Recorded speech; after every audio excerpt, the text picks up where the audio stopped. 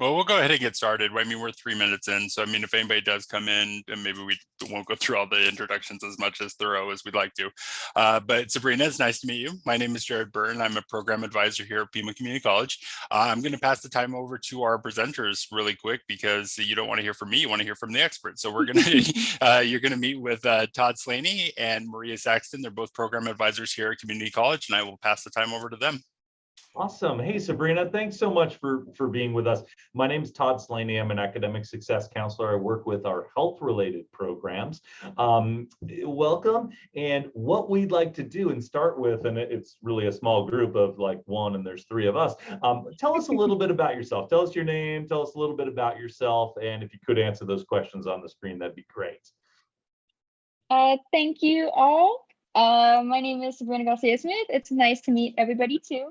I kind of hope more people come in, so it's not just focus on me. I am a liberal arts major with an English concentration at Pima. So one day I hope to become an author or an editor. I'm also an FYE peer mentor. So I think I just love my job. It's very fun. I've been here for 3 semesters now. I have one more to go until I transfer to the U of A, hopefully. And I'm attending today to learn everything that I can. I love that. Thank you so much for being with us. And thank you for being a peer mentor. That's really awesome. I know why your job's great, because you get to work with Renee each and every day. We all love her. Yeah, totally. And you look familiar now too. I think she did like a peer mentor expose on you. I saw it on Instagram or something like that. Anyway, you're a celebrity. Thanks for being with us. We're going to jump into the types of interviews that you might encounter. Okay. There really are 5 general types of interviews. The first one is like that traditional interview, right? Where you expect to be one-on-one with your interviewer, right? Those are still pretty common. Then we have what are called panel interviews, and you might be surprised, and you may not, because you may have had a panel interview at Pima College, but Pima College utilizes panel interviews for most all of its positions. Okay, so that would be where you would walk into the conference room, and there might be 5 or 6 or 10 people interviewing you at the same time. Okay.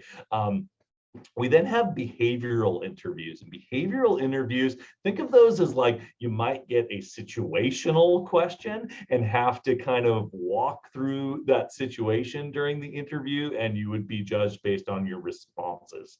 Your responses. Not that common, but you could encounter one of those at some point. And then we have group interviews where multiple applicants are interviewed at the same time.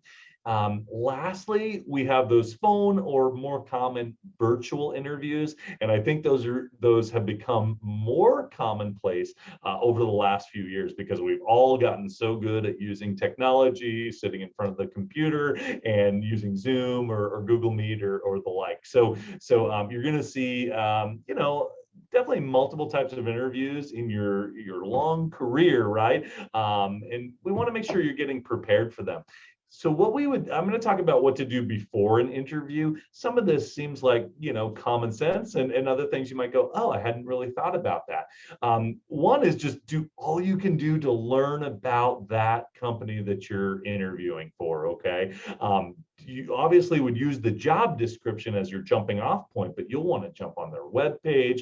You might even, if you have access to, talk to other employees that you might know that work there, to really get a better understanding, so that you can use that and integrate that knowledge into your answers, right, for those questions that they ask you. We want to also have you prepare your own questions by, that research that you've done, because, and Marisa will talk to you about in that interview how to, actually ask those questions. We want, you to ask that question that might teach you more about that company or help you better understand their mission, vision, and values. The one thing we tell you not to ask is salary. Ask about salary during that initial interview. Okay, that would be a question that you will typically ask when you've been offered the position. Okay, that's when you've got that negotiating power. Okay. Ways to prepare yourself obviously like plan an outfit in advance, okay? Like if I was interviewing on Zoom with you, I would have my tie on. Sorry, I forgot to do that today. That would have been a great example, but I totally forgot about that. Get plenty of sleep the night before so that you're not doing this tired, right? The more you prepare, I always say the more you're going to be able to present yourself professionally. So, and I believe the least, the less stressed you will be during that interview. Okay, I always like to over prepare for an interview and not have to use all of the examples that I've prepared, right? Rather than have to be reaching for those things. Eat a good meal.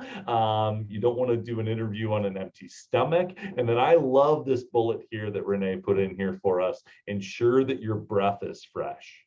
Obviously, for an in-person interview, that's key. I will argue this though, even for a Zoom interview, if your breath is fresh, you're going to feel better about yourself and you're going to, be more prepared to do well in that interview. Taking slow and deep breaths is very, very important. And knowing when to do that, I also think is key.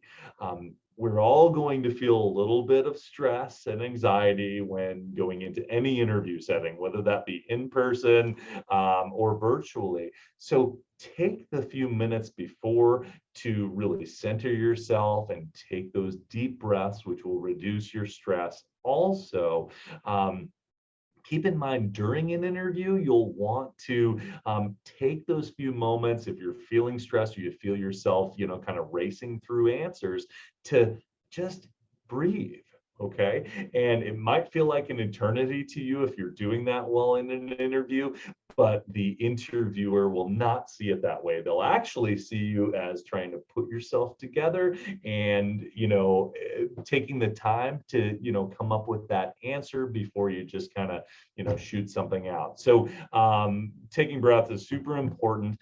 Practicing with big interview is the last thing I'll talk to you about. And you will find that big interview, we're going to talk about that in the career resources room. I'm not sure if you've been there or not, Sabrina, but they talk about the big interview. There's lots of wonderful things you can do there. It's a free resource for Pima College students that I believe the college pays quite a bit of money for, but you can actually do mock interviewing while in that program. It will actually record you when you answer those mock interview questions, and you can go back and review it. Something, we don't like watching ourselves on camera, but you can learn a lot from that. So I'm going to pass the torch over to Marisa, who's going to talk to you about what to do during interviews. Hi, Sabrina. Thanks again for joining us. It's great you get your own personalized session here. So during the interview, some of the things that you want to do is you want to provide a short, but yet firm handshake to those who are interviewing you.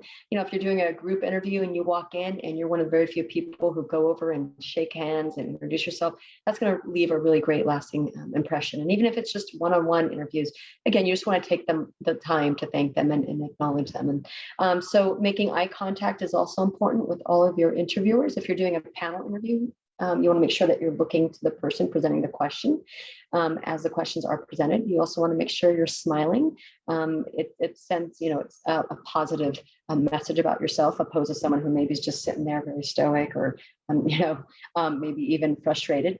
You want to speak slowly. And if you find yourself rushing, as Todd kind of mentioned, it's okay to take a breath and to take a couple seconds to do so. Some individuals feel when they're in an interview, oh my goodness, I've been quiet for 5 whole seconds. And I can assure you it's more than likely that the interviewers are not going to notice. And if they do notice, they're just going to think, oh, she's composing herself, she's thinking. It shows that you're thoughtful and focused. You don't want to make it too long, but if it's just a couple of seconds, it's more than fine to do that. And it's sometimes necessary. You also can use, maybe sipping on some water to take a moment or two to compose and refocus if needed. You also want to make sure that you're being direct and succinct with your responses. It can be really easy to trail off if you're nervous when you're having questions presented to you. So, it's a good idea to make sure that you're being concise in your responses and making sure that if you need to, even tell yourself the question before you answer it after it's been presented, and making sure that your response is directly related. Giving examples from your professional, your academic experiences to support your answers is always great. I recently, or not recently, some time ago, I had a student who was, they worked in retail and they were trying to get into healthcare at that time. And they said, oh, I just bombed this interview because they asked me about my relationship with my clients. Well, I don't have any clients. I didn't know how to answer it. And you can always use, skills from a current or previous job and relate them in some way to even if it's a whole different career field. Example would be, if you work in retail and maybe you want to get into healthcare, you could talk about assisting customers to find products that meet their needs, or how you assisted a customer throughout an entire process to answer questions and make sure that the services or products were meeting their needs. And so again, tying it in your response to a current experience, even like I said, if you don't have that experience, think about ways that you could tie in some type of skills that you have. And if you need help with that, you can visit the Pima Community College student career page, or connect with your advisor and counselor, and we can help make sure we get you connected. If given the opportunity, you also want to ask questions. If the interviewer, for example, someone didn't introduce themselves, you could ask them to do so, and ask them maybe to share something interesting about the position. You could also ask, if you could do any aspect of your job for free, what would it be? Another great question could be, could you tell me a little bit about a successful individual who did this role previously, and what did they do that made them so successful in this position? And then last and least, you want to make sure that you're thanking your interviewers before you leave the room. After the interview, it's a great idea if you can to send a thank you note, thanking them for their time and the consideration to interview. You want to make sure that you're waiting to hear if there's a timeline that is expected for you to get a response. If they don't let you know, hey, we'll be contacting you, at this time, to let you know whether or not you'll be moving forward. It's okay to ask for next steps and contact information. You could say, well, there'll be a second interview, and if so, when will you be notifying the candidates who might move forward? That way, to wait until that time frame at least before reaching out again. If you're not offered the job, it's always a great idea again to thank them. You could say, hey, thank you so much. I enjoyed the opportunity to interview. And you can even say, hey, how can I stay on the radar for future opportunities? Or do you have any feedback for me for possible further interview opportunities with your company? And sometimes that might give an opportunity for them to connect you with HR and for you to get feedback about how you did with that interview process. And you can use that information to improve your next interview if necessary. Do you have any questions for us right now about the interview process? Can you please go back to the last slide so I can take some more notes? Thank you. I think that's it. You all were very thorough, so that was very helpful. I really enjoyed, Marissa, the question that you offered. When I was interviewing for the position I'm in now, they asked me if I had any questions, but Renee was like awesome and on top of it. So she answered all the prepared questions I had. So I was sitting there and I was like, no, I don't, because you already did. But yeah. Awesome. Well, thank you so much for joining us today. And thank you again for Todd and Marissa for going through that. I'm sure that you've already done the survey. Knowing that you work for Renee, it's probably something that she kind of tells you to do for sure. But if you have not, then it's in the notes or the chat. Sorry. You can click on the link and do the survey. If you've already taken it once, don't worry about it. If you haven't, no big deal. Down at the bottom right-hand corner of this particular screen that you're on is a blue button that says leave room. So you can head back to the main room and be reassigned to your final destination for the last session that we have today. So I believe that starts at 11:30. So feel free to do that if you'd like. And thank you for joining us today. Thank you. All right. Have a good day. Thanks. You too.